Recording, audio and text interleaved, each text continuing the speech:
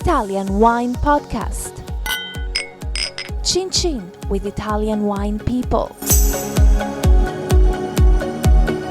Hello, this is the Italian Wine Podcast. My name is Monty Waldin. My guest today is Salvatore Santus from AgriPunica, which is on the island of Sardinia or Sardinia in the Tyrrhenian Sea. Correct. Welcome. So tell me a little bit about the estate. How was it founded? When was it founded? It was set up in 2002, let's say, by two important investors who decided to create this joint venture, to put all their knowledge and expertise together, and they came up with this company, AgriPunica. So first of all, let's tell me about the name. So Punica, when I was young, I think I had to study the Punic Wars, but you're going to have to remind me what that was all about. Correct. Given we are based in southern Sardinia, in the southwest actually, in a sub-region called Sulcis. And Sulcis has, ancient origins from the Phoenicians, who became later on Punics. Carthaginians, let's say, destroyed then afterwards by the Romans with the three Punic Wars. So that was roughly what was before Christ? Was it? It was before Christ, a couple of centuries before Christ. And the Phoenicians arrived in Sardinia around the 9th century before Christ.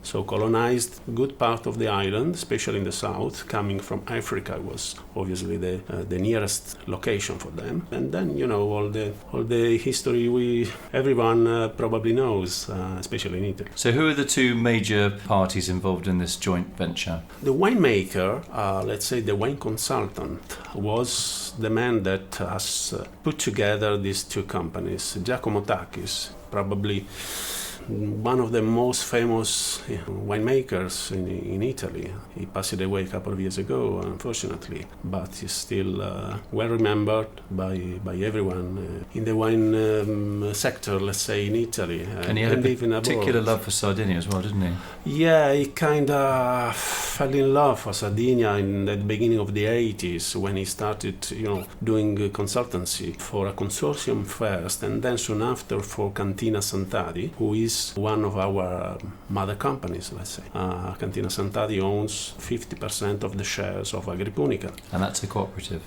And that's a cooperative, though, it's a kind of, we can call it quality cooperative, because they produce quality wines mostly, which is quite unusual in the cooperatives, let's say, generally speaking. So quality, you mean like bottled wine? Yeah, bottled wine, but, with also bottles which represent Sardinia and the excellence of Sardinia. As a matter of fact, they are present here at Opera Wine today, which means they were selected among the 100 best Italian wineries. Tell me a little bit about that area of southwest. Yeah. Southwest, what is it? Is it obviously very hot? What about soil types and the climate and the grape varieties that your company is dealing with? Yeah, Sulcis, the southwest of Sardinia, let's say specializes in producing Carignano grapes. And then Carignano wines, of course. It's a varietal, let's say an autochthonous varietal, though, some may argue that the grape was imported probably by the Phoenicians, but that's a theory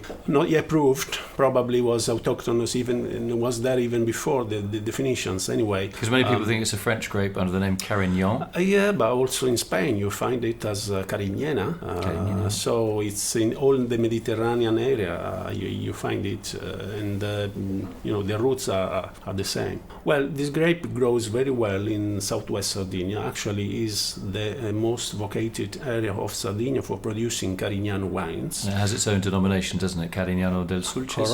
Correct. There's the only DOC appellation, which is Carignano del Sulcis, and to produce wines with that DOC appellation, you must have your vineyards right there. So it's not allowed producing the DOC Carignano del Sulcis elsewhere in Sardinia. So when I think of Carignan in the south of France, often the vines are Albarello, bush vines. Is that the same in your region? Yes, not just at Albarello, but especially in the coastal areas, there are still the old vines cultivated with this the so-called Latin bush, let's say say Albarello, as you well said, because we find there a soil which is predominantly sandy. That's why they survived to phylloxera. This way, you don't need to do crafting the rootstock. They can grow ungrafted. No need for a rootstock. Absolutely. So you can find the vineyards as old as 100 years. So does that attract investors there? I mean, I love Carignan. I know some very famous wine writers, which we won't name, absolutely hate it. I don't. I think when it's well grown, it's a delicious wine, very refreshing. But the people sort of think, hang on, these 100-year-old Carignan vines, maybe I could just buy a few hectares, and Sardinia is a pretty nice place. Does that happen? Let's say in recent years or even months, there has been something moving on, which regards other wineries, nearby wineries. But yes, there has been some people investing and buying, pre-existing wineries and so on. Do you see that as a good thing or as a bad thing? We think it's a good thing, as long as they, are really interested in giving added value to the product, to Carignan, and also the other varietals we cultivate. So the other varietals that you have are? Well, let's say it's the white Vermentino. Vermentino grows in all the region, in North Sardinia. It's cultivated also everywhere. And do you make that as a dry wine, or as a sweet wine, or as a fizzy wine? Mostly as a dry wine. There are some, fizzy wines as a spumante. Okay, Cantina Sant'Ati actually does one. So what sort of soil does the Vermentino find? Let's say it's a medium texture of limestone, clay, and sand. That's always the sand then? Yeah, there's a good percentage of sand, because Sulcis anyway is not too far from the coast. So the soil has this component, important. That sounds like a wonderful mix of soil. You've got everything. You've got clay for water retention, limestone for backbone of acidity, and the sand for that sort of sparkly brightness in the wine. Absolutely. And probably is this the main thing which allows Carignano to grow so in a very good manner, in the best possible way, which doesn't happen in elsewhere in Sardinia.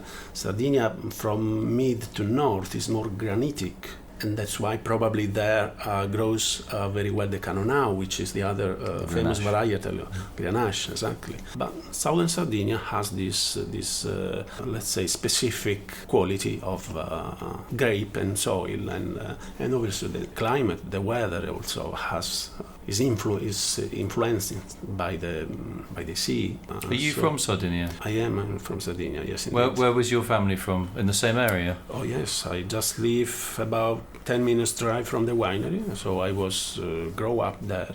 I was born there and grew up there.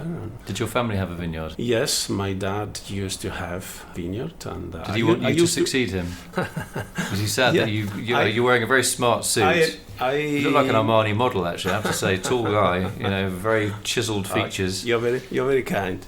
I used to work in the vineyard as well. We used to have, something like a bit more than 1 hectare of vineyard, so it was something small. But when I was a teenager and a bit more than teenager, I used to work there as well. But that's helpful for your job, though, because when you were explaining just now about the soils, and that's why I asked you the question that this guy is not just wearing a smart suit; he really knows what he's talking about.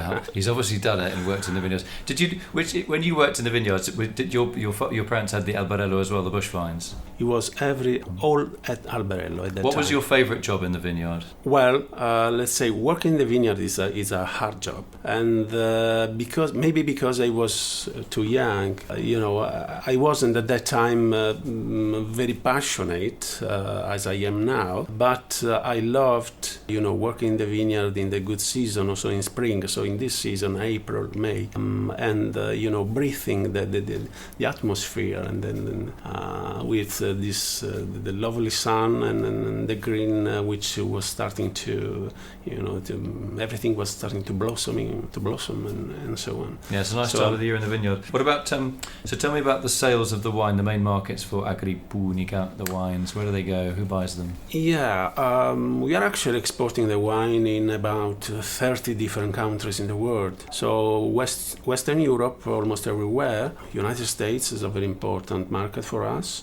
Definitely one of the big three markets. And the other two, I can mention China and Switzerland. Switzerland, really? Yeah, they love our red wines, especially the reds. Is it the fact they like a wine, because Carignan does have quite a lot of acidity, they like that sort of wine that's quite spiky, quite fresh? Yeah, quite zippy. This might be one of the things they love. I think also they like this, let's say, I can use this expression, wine with muscles. Okay. Let's say has a good body. It's a little bit tannic, isn't it? It's a bit tannic at the beginning. It needs to age a bit in bottle, and then it becomes really, really interesting. Really fills the mouth very well. It's velvety and, this long finish, which is it's really a pleasure matching the wine with good food, and it's predominantly a wine to be drunk with food, obviously. So we've got the Vermentino and the Carignano. Yeah. Any other main varieties that you work with? Our company, let's say, produces 3 wines. 2 reds. One is called Barrois, which is a blend of Carignano, about 85% of Carignano, completed with about 10% of Cabernet Sauvignon and 5% of Merlot. Just to make it a little bit softer and a bit more... Yeah, gives, let's say, a touch of an international feeling, let's say. Yeah. Given we export the wine, 80% of the production goes abroad. Okay. So we thought it was good for exporting the wine abroad to make the wines a bit more approachable to a foreign market. Mm-hmm. That's why this blend. The second wine is called Montessu and is a blend again of Carignano, about 60%, and the remaining 40% is made of French varietals again. Cabernet Sauvignon, Cabernet Franc, Syrah, Merlot. So yeah, 5 different varietals, well blended together. So it's the result is, let's say, powerful but yet fine wine. And not overpowering. Not overpowered. Did that blend stem from Giacomo Takis' idea of... Of course, you said it. He was, arguably the main expert in Italy of Bordeaux-style wines. So when he made the wines, Barrois in 2002 and Montessu in 2005, he had this idea in mind of, taking advantage of the local varietal Carignano, but in blend with the Bordeaux varietals. So he has given a Bordeaux style to a Sardinian wine, but we really take pride in saying that we produce still a terroir, something that grows there. So also the French varietals are cultivated in our vineyards in the Sulcis area, which, let's say, give the wine and these varietals as well a specific identity. I don't think the Merlot and the Cabernet Sauvignon growing there is exactly the same of the one that grows in Bordeaux. There are differences. Yeah, but you're not trying to copy, are you? You're just using it as a little ingredient to soften the Carignan and make it a bit more approachable. Yeah, that was the aim of Giacomo Takis when he made the wine. And, after he stopped being the winemaker for AgriPunica, because he was unfortunately old and he was ill, and then his pupils, the winemakers that were working with him for a long time, took him after and are continuing the job now. Good. Following the same path. Thank you very much, Salvatore Santus, for telling us about AgriPunica in the Sulcis region of Sardinia. It's been great talking to you, and I haven't yet talked you. You just the Armani suit. We're just talking about viticulture a lot, which is fantastic, because often wine people with suits never talk about viticulture and have the passion and knowledge that you do of your particular region. Do you think you'll ever go back when you're retired and old? You'll go back and have a little plot of Carignan behind the house. Your kids will look at you and say, "Oh, Dad, it's just crazy about this Carignan." If not exactly like that, I would like doing something. I don't know if, vineyard but why not? Why not? Probably will be in a very long time, but let's see. It's something that it's appealing again for me. Salvatore Santus from AgriPunica, thank you very much for coming on the Italian Wine Podcast. Thank you. Thank you. Follow Italian Wine Podcast on Facebook and Instagram.